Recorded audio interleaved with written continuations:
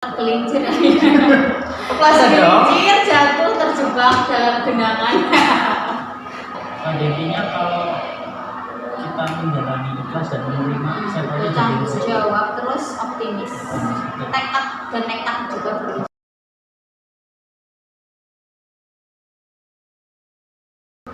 Bu Indah Oktari. Ani.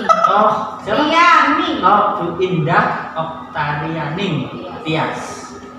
Bu Indah sudah lama di SMA kamu? 2020. 2020. Buka ya? Buka. Boleh bercerita? Saya. Iya dong. Apa gunanya saya mendatangkan Anda kan? Ngobrol santai saja ya. Ceritain dong pertama kali jadi guru. Kalau nggak salah itu pernah ngajar di SMP. Nah itu kan di SMP nggak ada tata boga tuh. Nah masuk jurusan apa di situ? Kok bisa di SMP? Boleh diceritakan? Pengalaman yang sangat mengesankan ya. Jadi di SMP 2017 bulan Oktober.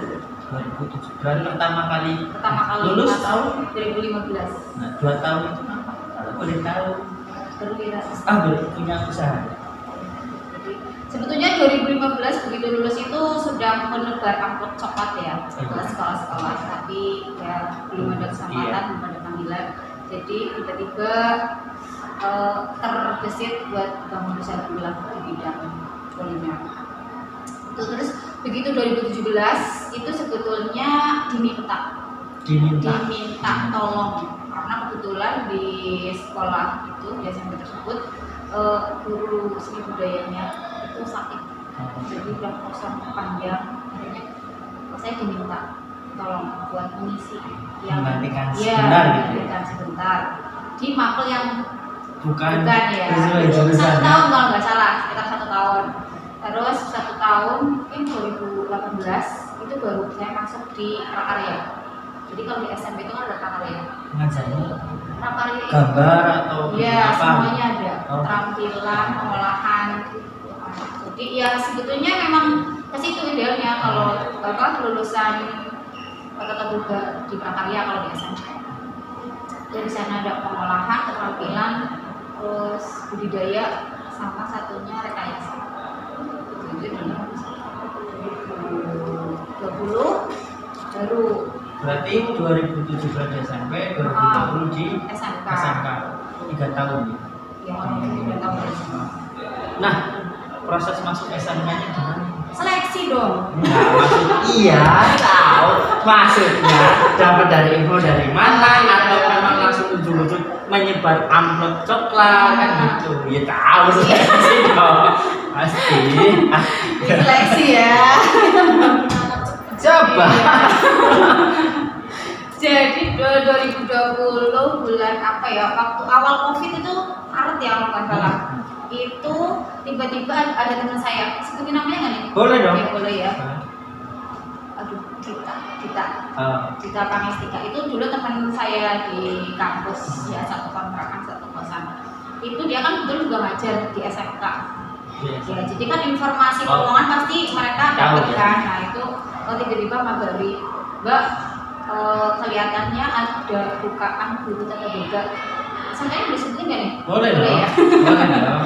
Ada apa lowongan guru tata boga, dia sebenarnya bisa 1 kali produk. Dan itu jurusan baru kan? Ya, tapi dia nggak informasi kalau ini jurusan baru. Dia bilang kalau ada lowongan guru tata boga. Oke, terus saya itu punya teman dekat di SMP. Itu cerita-ceritakan sama dia. Laki-laki atau Perempuan ya. Nggak tahu dong. Itu teman dekat. Perempuan, terus sempat saya ceritakan kan, Mbak ada lowongan nih di SMK gimana ya? Karena posisi saya masih di SMP kan. Terus dia tiba-tiba, oh saya punya teman guru di SMK ini. Terus coba ya saya konfirmasi dulu apakah betul di sini sedang buka lowongan. Oke, dia bantu telepon.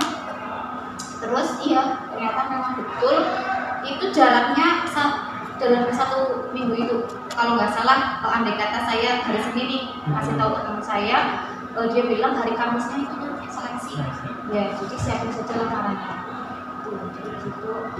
Akhirnya Studi saya siapin SMK dia. lamaran, terus hari langsung tuh hari Kamis. Kamis. Karena ternyata informasi rekrutmen itu kan udah dari Lama. jauh, Ah. tapi saya baru tahu 1 minggu sebelum seleksi. Jadi pas hari seleksinya itu saya datang bawa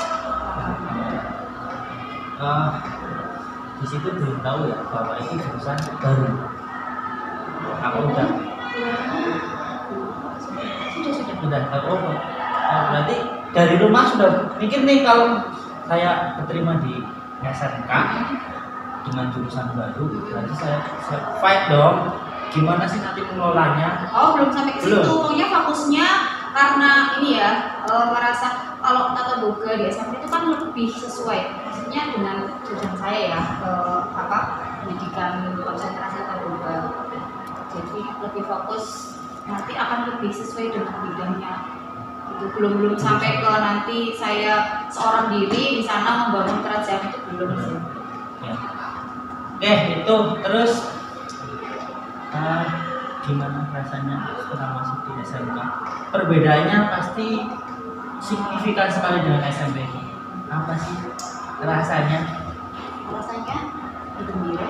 Bergembira. Ya, karena banyak siswa atau teman guru.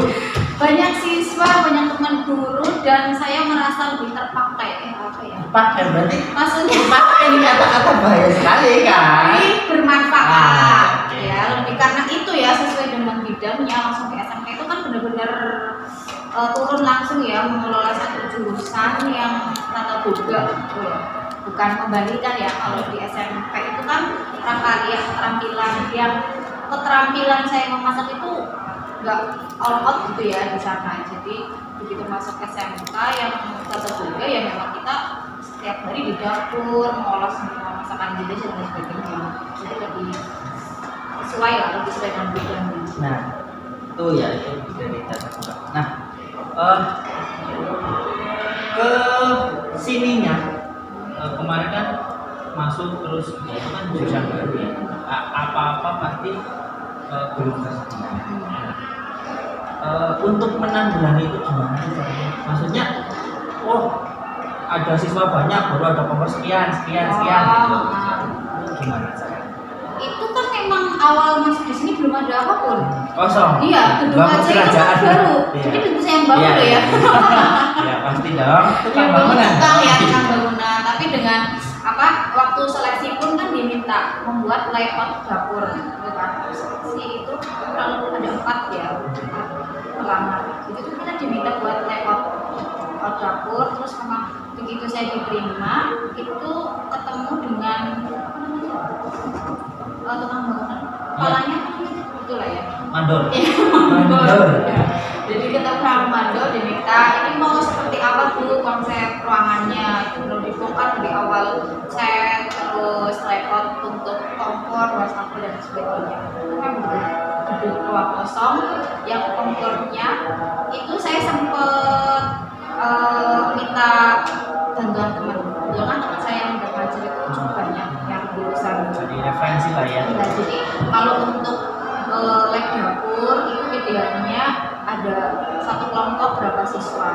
Terus karena kita satu kelas 36, terus idealnya itu satu kelompok 3 sampai 4.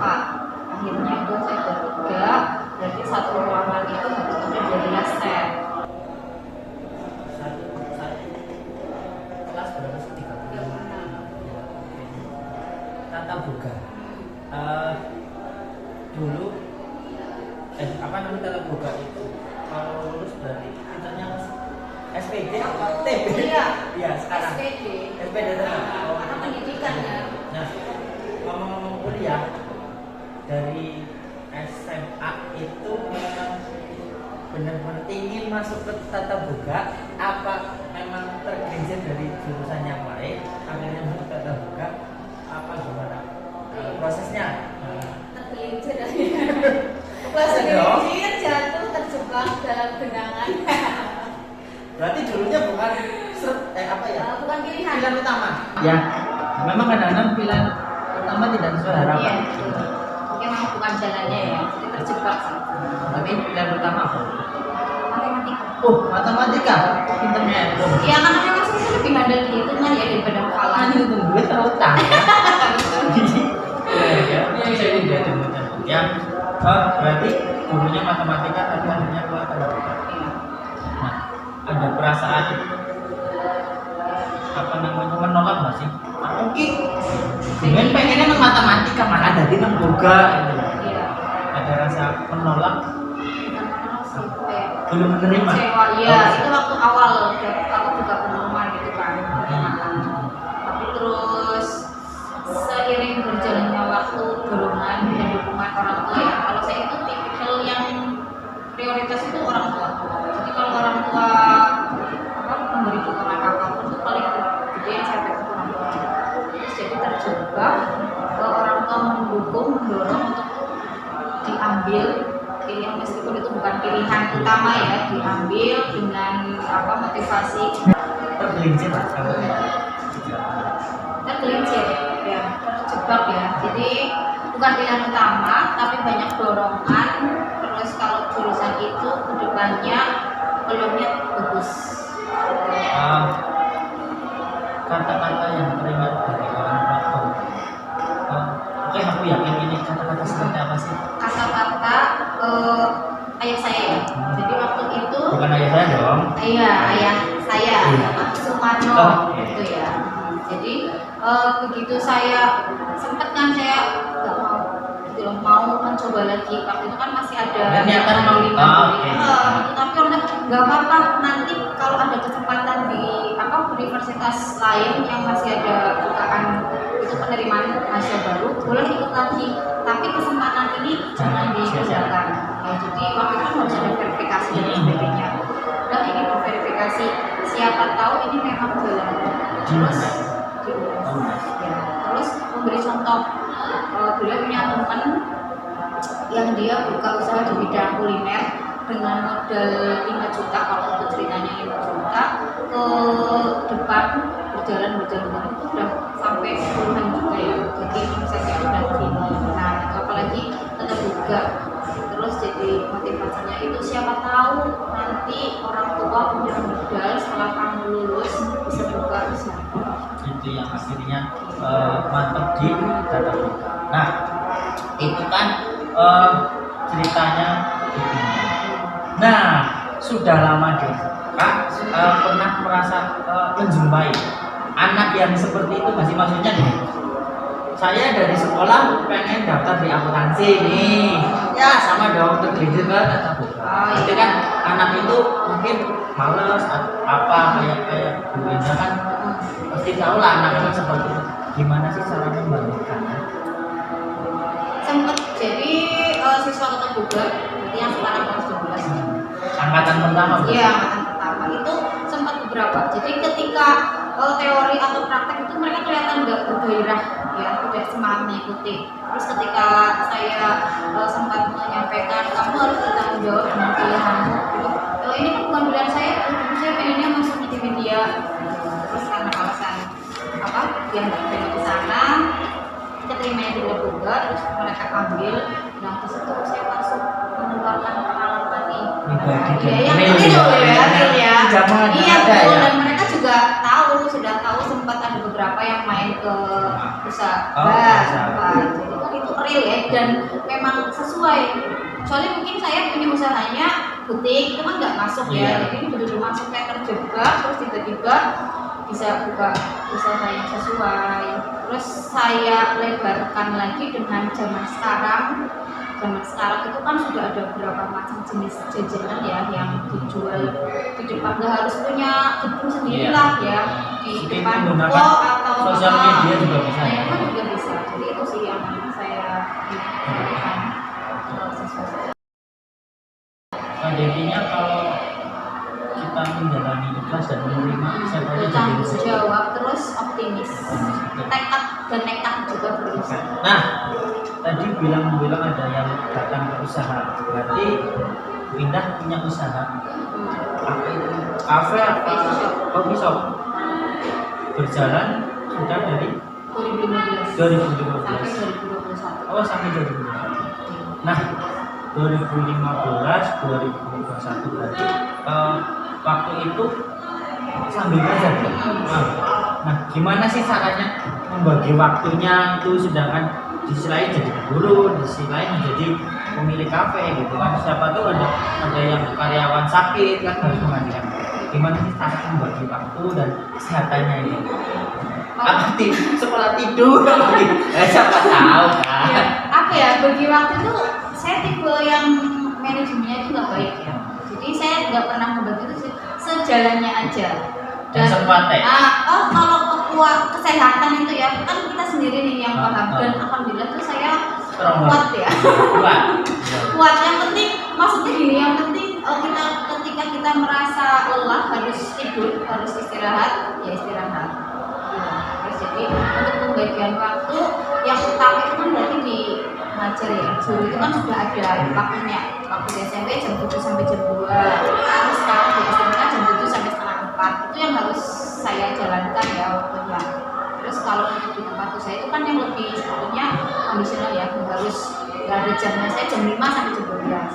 Tapi namanya pemilik usaha itu, kalau saya sendiri itu nggak bisa meninggalkan tempat usaha. Jadi tetap ada penasaran setiap hari, setiap waktu itu apa yang terjadi di tempat usaha. Sebenarnya baik, cuma bukan berarti tidak percaya sama karyawan ya. Bukan. Cuma lebih gimana caranya kita tahu kondisi di lapangan. Ya. Berarti sekarang sudah nggak sekarang fokus di guru. Oke. Dari dua itu paling menikmati mana sih, antara guru atau berjualan? Sama. Karena kesukaan ya. Jadi menurut saya ini saling penting ya. Ketika kita bekerja begitu menyukai bidangnya, tempatnya. Kalau tempat sama rekan kerja itu kan nggak bisa saya memaksa harus yang sesuai dengan keinginan kita kan. Jadi lebih ke bidang sih. Kalau memang itu bidang dan kesukaan, menurut saya oke sih, semuanya bisa jalan. Tidak ada lebih kemana atau kemana. Waktu itu 2021 itu melihat kemampuan bertambahnya usia ya. Bertambahnya usia, terus kesehatan dan sebagainya. Jadi harus fokus di salah satu. Yang memilih juga cukup galau ya, 2 bulan saya memutuskan harus ngambil yang mana. Tapi lagi-lagi dengan keputusan dengan orang tua. Iya betul. Ya, Binda itu terima kasih sudah berbincang-bincang.